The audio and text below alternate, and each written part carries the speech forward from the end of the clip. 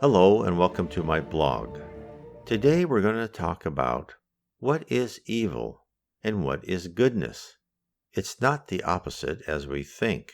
A high spirit told us that goodness is to evil what sight is to blindness.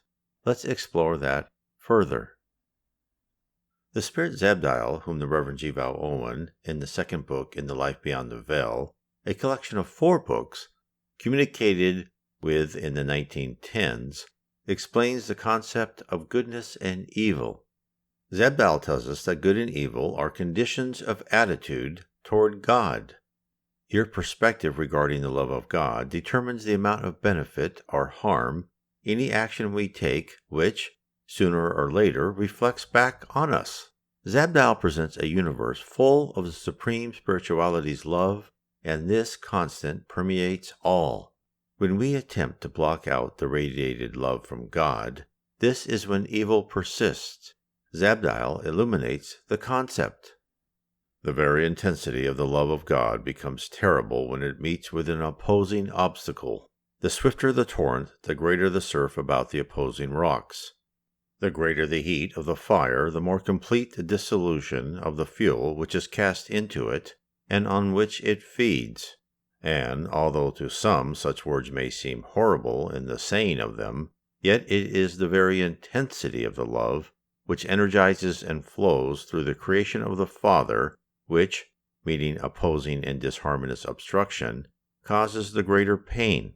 Even in the earth life you may test and prove this true, for the most bitter of all remorse and repentance is that which follows on the realization of the love borne to us by the one we have wronged.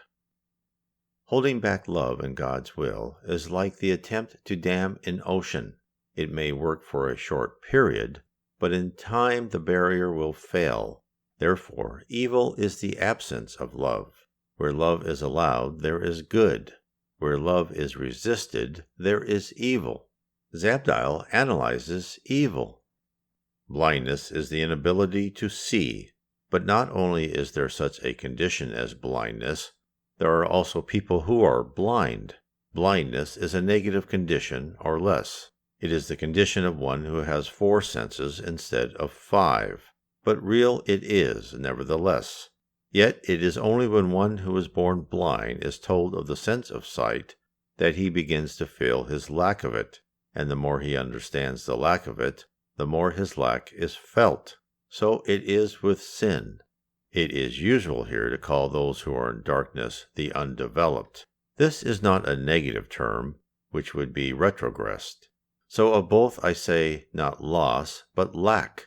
The one born blind has not lost a faculty, but lacks it.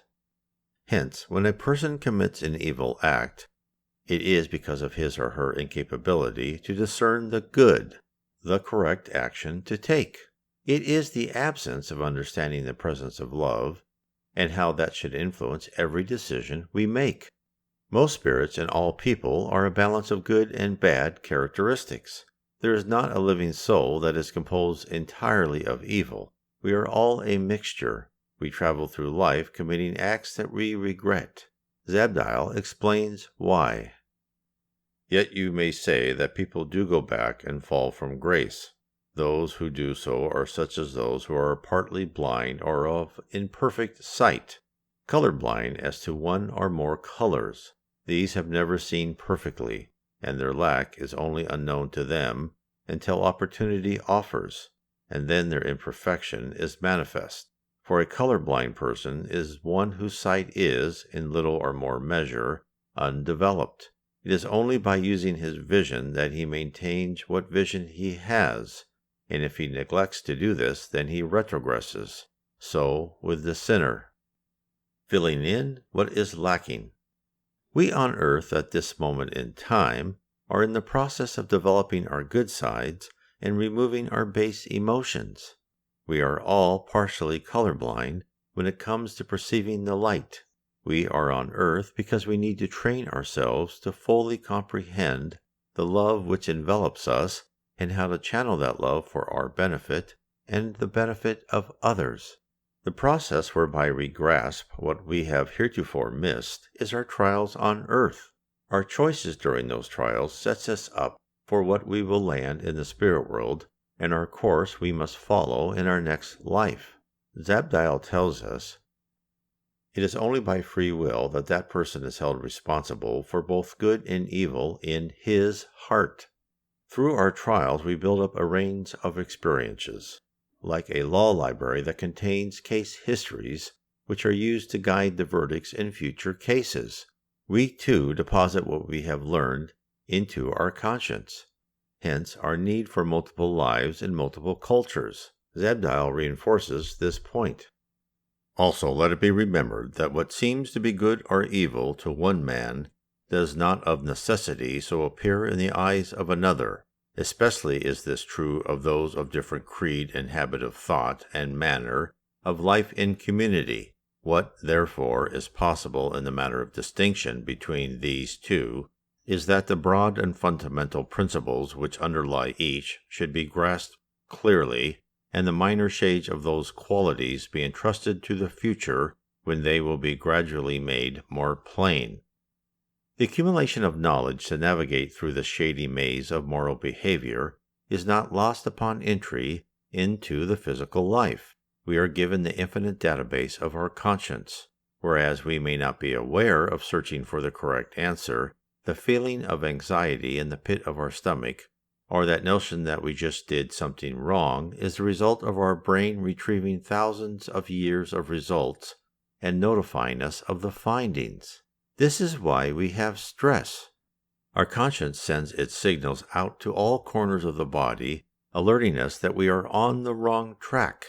The accumulation of these messages weakens our system and throws our internal harmony into disarray. This is why studies have shown that people who are more spiritual and are aware of their moral boundaries are healthier. Multiple lives are required. For a longer or shorter period sometimes, and often indeed for some thousands of years, as you reckon time on earth, a man may maintain his obstinacy, but no man is created who is able to continue so everlastingly. And that is merciful limit which our Father Creator has placed around and in us, lest he lose us, or any one of his children, away from him, and without return forever. Some of us simply do not learn the easy way. Our life is not sufficient to fully embed living by the golden rule into the foundation of our character. I have been told, by spirits writing through mediums, that I have failed again and again. I was placed in a position of authority, and instead of tending to my flock, I used them for my personal gain. I am certain I have maintained my stubbornness for thousands of years, much to my regret.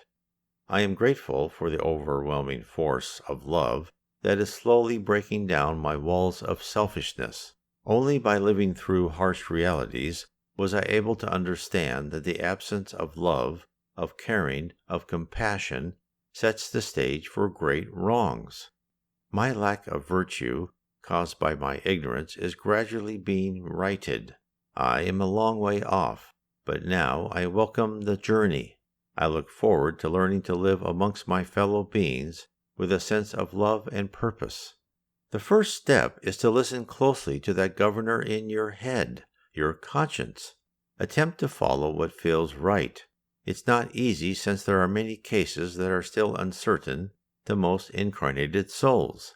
But, as Zabdiel says, as we experience more lives, our moral compass will expand. Zabdiel leaves us with this message. Let us therefore, having looked on this phase of aberration from man's natural walking with God, now look the other way in the direction in which all things are tending. For truly evil is but a transitory phase, and, whether it passes away from his economy in whole or no, from every individual most surely it will pass away when its opposing force is spent, and he be left free to follow on in the glorious train of those who brighten as they go from glory to further and greater glory. As we shed our blemishes and ascend in the spirit hierarchy, we are given more responsibilities. In the spirit realm, where faith and thought create reality, Power is parceled out to those who have completed the requisite training. This is why we are on this planet, so we may one day complete our training and contribute to Earth and other worlds in helping other souls rise. If you are interested more in how the spirit world guides us, please read my book, How We Are Guided by Spirits, Book 3 of Spiritism. Book 3 illustrates the ground game of the spirit world via the messages of multiple spirits to the Reverend G. Val Owen. We are presented examples of how the spirit realm above us peers down upon their unruly students. The process of tracking and modifying behavior on an individual and a collective basis is revealed. Even the broader direction of human society in the future is posted for all to see. God bless.